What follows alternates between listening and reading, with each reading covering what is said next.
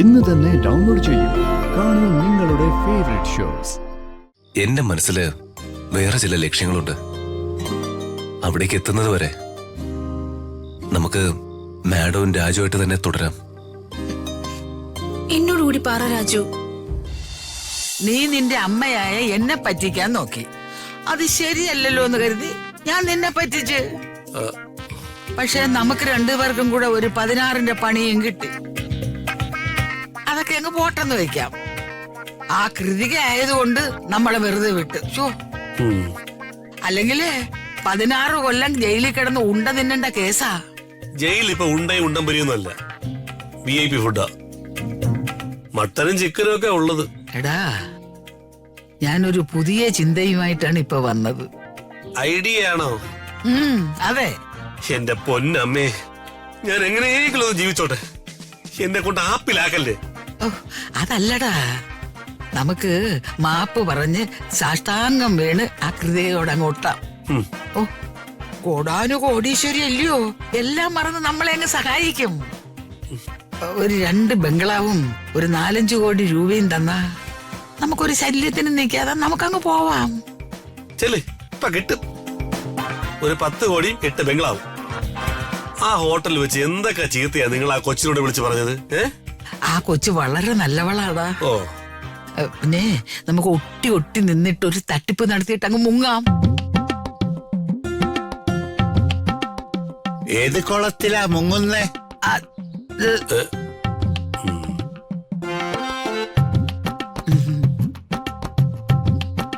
അല്ല, ഞാൻ ചോദിച്ചതിന് മറുപടി പറഞ്ഞില്ല. കുളത്തിലാണോ, കായലിലാണോ, കടലിലാണോ മുങ്ങുന്നത്?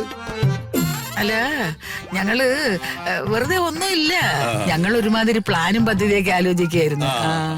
ആ രമ്യയുടെ കയ്യിൽ നിന്ന് വല്ലതും കിട്ടൂന്ന് കരുതി അവളെ രാജുവിന്റെ തലയിൽ വെക്കാൻ ഒരു ശ്രമം നടത്തി. അത് ഫലം കണ്ടില്ല.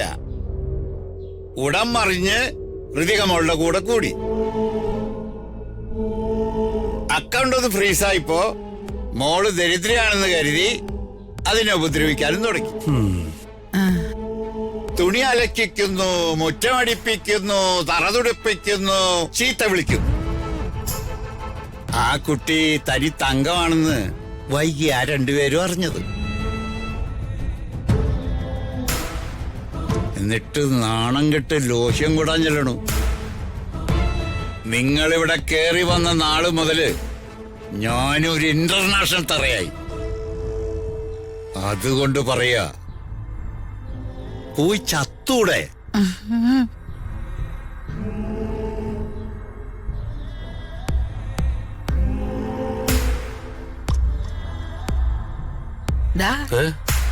നിന്റെ അമ്മായിയപ്പൻ നിന്റെ കൂടെ പറഞ്ഞിട്ട് പോയത് കേട്ടില്ലേ? നീ പോയി ചാവായി. എന്നോട് ചാവാനല്ല, നിങ്ങളോട് ചാവാനാ പറഞ്ഞത്. എന്നോട് കേഴട്ടെ കിളവി.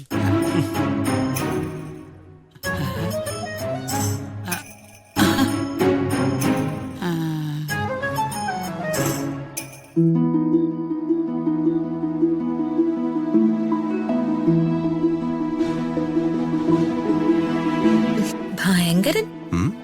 ഞാൻ എന്ത് ഭയങ്കരത്വം കാണിച്ചു? അച്ഛന്റെ കണക്കുകളും ഫയലുകളും ഒക്കെ നോക്കിക്കൊണ്ടിരുന്ന രാജു ഒരു ജീനിയസ് തന്നെയാ. ഹലോ, തള്ളല്ലേ? തള്ളിയതല്ല, ഞാൻ കാര്യം പറഞ്ഞതാ. ഏത് കാര്യം ചെയ്താലും രാജു അതിലെ ഒന്നാമതാ. ഓ, എന്നെ ഇങ്ങനെ ഏത് നേരം പോഴ്ത്തിക്കൊണ്ടിരിക്കുന്നത് മാഡത്തിന് സന്തോഷമുള്ള കാര്യമാണല്ലോ. എന്റെ ഭർത്താവല്ലേ, ഞാനൊന്ന് പോഴ്ത്തിയതുകൊണ്ട് എന്താ കുഴപ്പം?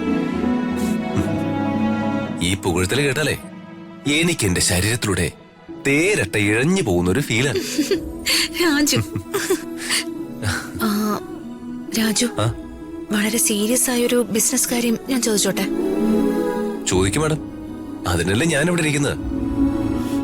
എനിക്കറിയാവുന്നതാണെങ്കിൽ ഞാൻ പറഞ്ഞുതരാം. നമ്മുടെ കമ്പനിയിൽ ലോഞ്ച് ചെയ്ത ഒരു പുതിയ പ്രോഡക്റ്റ് സെയിലില് പിന്നിലായി പോയി. പക്ഷെ അത് വിറ്റഴിച്ചേ പറ്റൂ. അതിനെന്ത് ചെയ്യണം? ഏത് പ്രോഡക്റ്റ്? വെയിറ്റ്,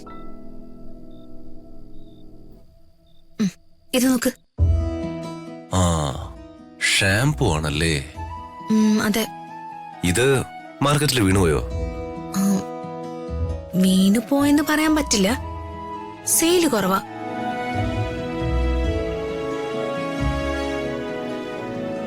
മാഡം, ആളുകൾ ഈ പ്രോഡക്റ്റ് വാങ്ങിച്ച് ഉപയോഗിച്ച് തുടങ്ങണമെങ്കിൽ അതിനു മുമ്പ് ലോഞ്ച് ചെയ്ത പ്രോഡക്റ്റും ഈ ന്യൂ പ്രോഡക്റ്റും ഒരു കോംബയായിട്ട് മാർക്കറ്റിൽ ഇറക്കി നോക്ക്. 90% വിജയം ഉറപ്പാ. രാജു ഒരു ബുദ്ധിരാക്ഷസൻ തന്നെ. ഹേയ്, രാക്ഷസനൊന്നുമല്ല. ഏകദേശം കുറച്ച് ബുദ്ധിയുള്ളൊരു മനുഷ്യനാ മാഡം.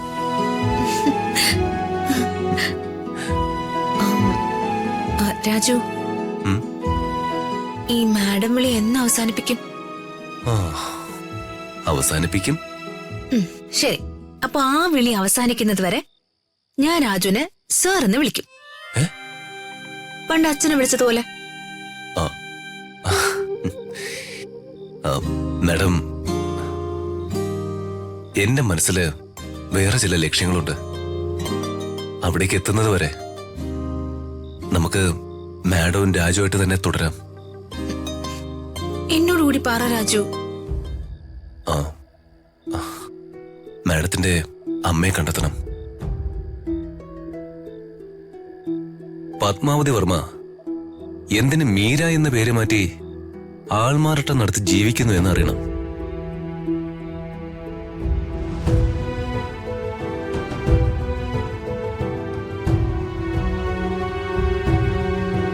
മക്കളെ, ഇതെന്താ രാധമേ കാണിച്ചത്? പാല് ഞാൻ വന്ന് എടുക്കില്ലായിരുന്നോ? എന്റെ ഒരു സന്തോഷമല്ലേ. വലിയ ചർച്ചയായിരുന്നല്ലോ രണ്ടുപേരും. ആരെ കുറിച്ചായിരുന്നു? അത് രാധമ്മേ. അമ്മേ, അച്ഛൻ ഉറങ്ങിയോ? അച്ഛൻ ഉറങ്ങിയിട്ടൊന്നുമില്ല. നീ മോളോട് കണ്ണുകൊണ്ട് കഥകൾ കാണിച്ച് വിഷമിക്കുവൊന്നും വേണ്ട. പറയാൻ പറ്റാത്ത കാര്യമാണെങ്കിൽ അത് പറയണ്ട. തീർന്നില്ലേ പ്രശ്നം? എന്റെ അമ്മയുടെ അടുത്ത് ഒരു തരികിടെ നടക്കില്ല. എന്റെ അടുത്ത് തരികിട എടുത്താലേ പിടയ്ക്ക് ഞാൻ.